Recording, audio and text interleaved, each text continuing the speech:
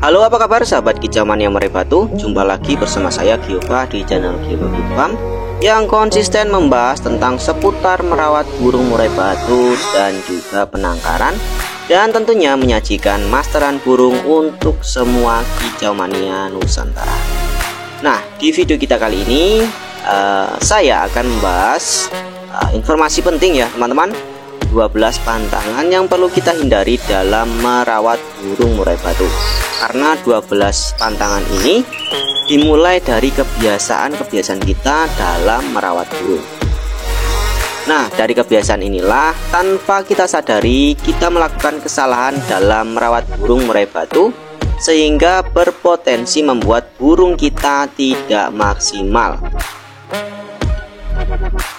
Nah, hal ini bukan merusak burung, tapi hanya saja kita perlu menyadari bahwa hal-hal tersebut adalah tindakan yang perlu kita hindari dalam merawat burung. Nah, oke teman-teman, sahabat kicau mania meraih batu, sebelum kita lanjut, bagi teman-teman yang belum subscribe channel ini, silahkan subscribe agar channel ini semakin berkembang dan saya semakin bersemangat untuk membangun channel ini ya teman-teman.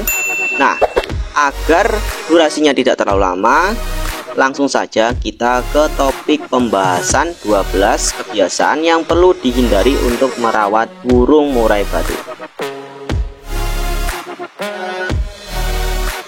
Nah, yang pertama, hindari pemberian jangkrik menggunakan tangan secara langsung. Bahasa lainnya itu menyuapi jangkrik kepada burung menggunakan tangan, karena kebiasaan itu akan membuat burung menjadi manja dan jinak.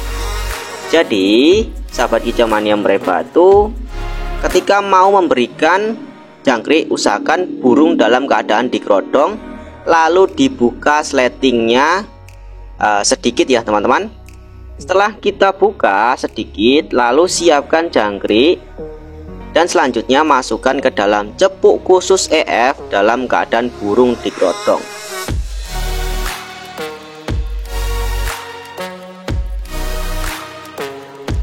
Nah, setelah itu baru boleh dibuka, biarkan burung memakan jangkrik ya teman-teman. Atau sebaliknya, buka kerodong terlebih dahulu, siapkan jangkrik pada saat pengembunan pada pagi hari, masukkan jangkrik yang sudah kita siapkan di cepuk EF, gantung sangkar, lalu biarkan dia makan jangkrik, tidak perlu kita liatin, tinggal saja burungnya. Nah, oke, itulah pantangan yang pertama ya teman-teman, dan juga langkah-langkah yang benar. Yang kedua, menggantung burung terlalu tinggi ya teman-teman. Terkecuali memang burung kita itu terlalu jinak. Nah, jika kita menggantung burung terlalu tinggi, hal itu akan berdampak pada burung ya teman-teman. Bisa takut sesuatu karena sudah tidak terbiasa digantung rendah. Hal yang ditakuti burung itu macam-macam, bisa takut kendaraan, bisa takut lalu lalang orang di sekitar, bisa takut predator yang kita pelihara juga, seperti kucing, anjing, ataupun ayam, dan lain sebagainya. Itulah dampaknya kalau kita menggantung burung terlalu tinggi, terkecuali jika burung yang kita rawat terlalu jinak, boleh dilakukan.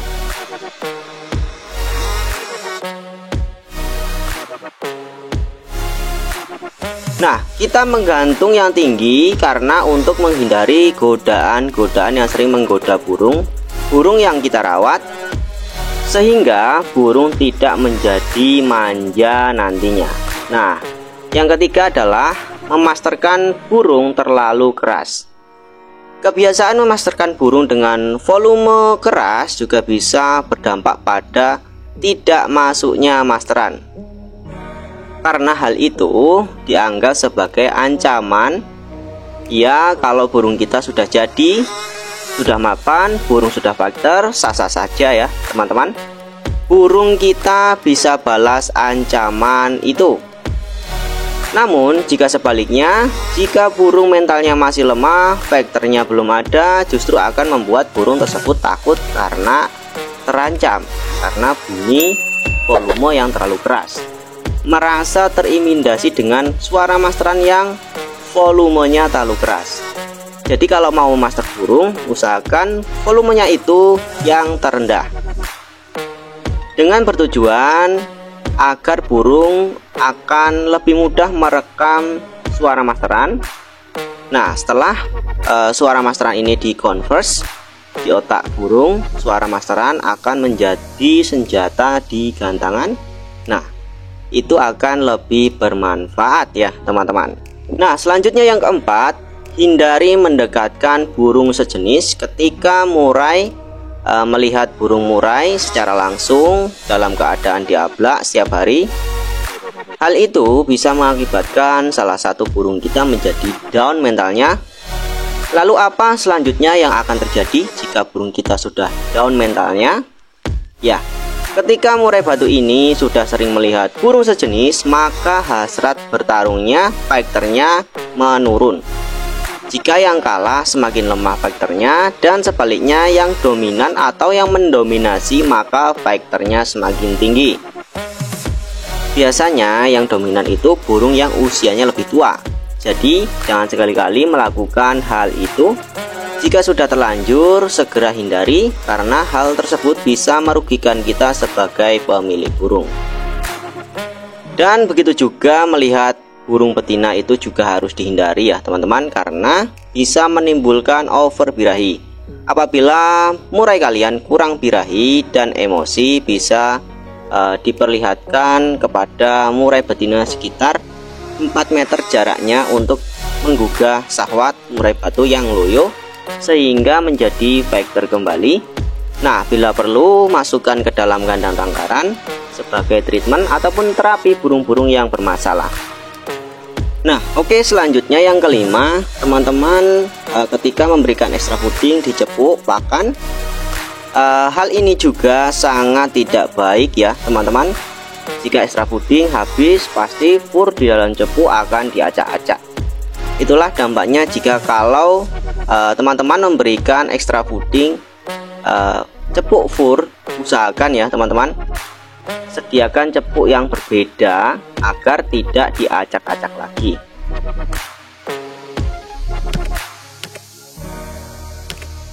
Nah, selanjutnya yang keenam, pemberian ekstra puding yang bersifat panas, memberikannya terlalu berlebihan. Karena EF yang bersifat panas atau tinggi protein akan berakibat fatal untuk perawatan burung murai batu, khususnya untuk harian. Terkecuali kalau burung kita memang burung yang tipe dingin lambat panas, boleh kita berikan. Maka dari itu, di sini saya tidak hanya membuat konten yang hanya sekedar konten mencari AdSense saja. Saya juga ingin teman-teman memahami karakter burung dulu sebelum menentukan jenis makanan yang terdiri dari jenis makanan pokok, fur, dan jenis ekstra foodingnya. Dan saya juga tidak ingin tergesa-gesa dalam menjelaskan, dalam sharing merawat murai batu ini ya teman-teman. Jadi teman-teman akan lebih fokus dan juga meresapi apa yang saya bagikan di video ini. Nah, ekstra fooding yang bersifat panas itu akan mengakibatkan burung murai batu berpotensi besar menjadi murai jiak bulu maupun jiak dada karena pemberiannya tidak sesuai dengan karakter burung dan juga karena pemberian yang berlebihan.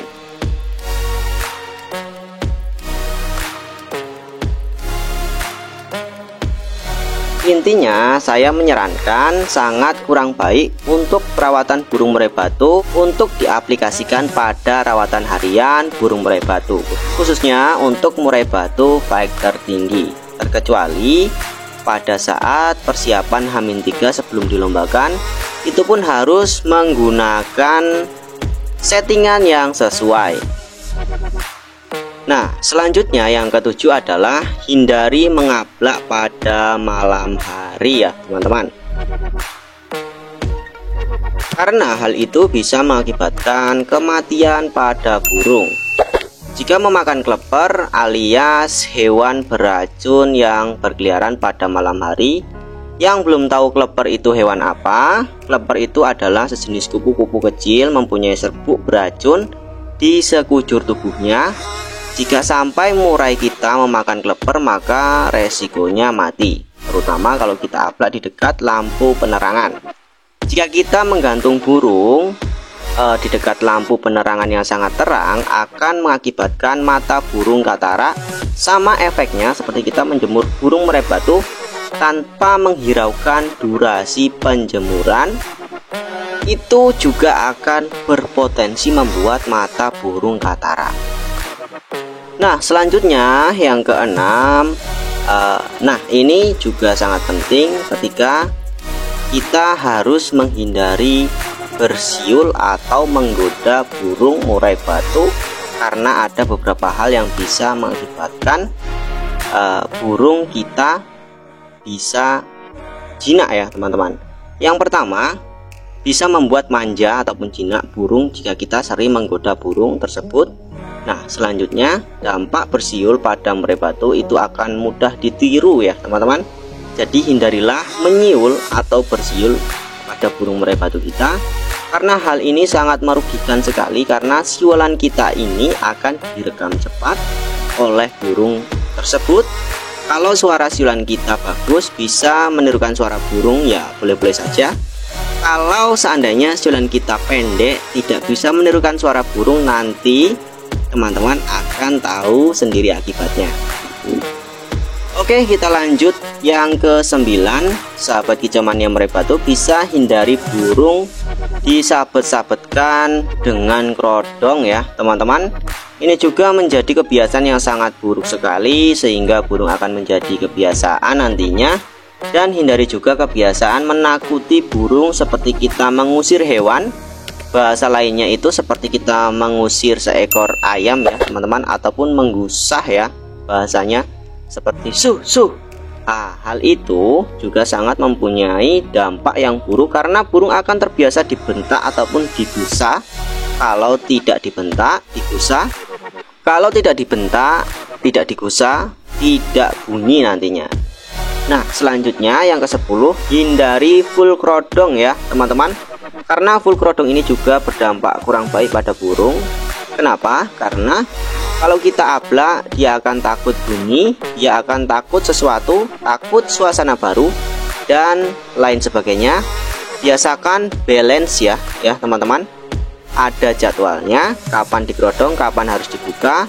Diperkenalkan dengan suasana baru. Kalau sudah terbiasa bunyi hanya di dalam kerodong, tidak pernah melihat lalu lalang maupun aktivitas di luar. Kalau sudah terbiasa bunyi hanya di dalam kerodong saja, tidak pernah melihat lalu lalang maupun aktivitas di luar kerodong, pastinya dia akan bermasalah nantinya.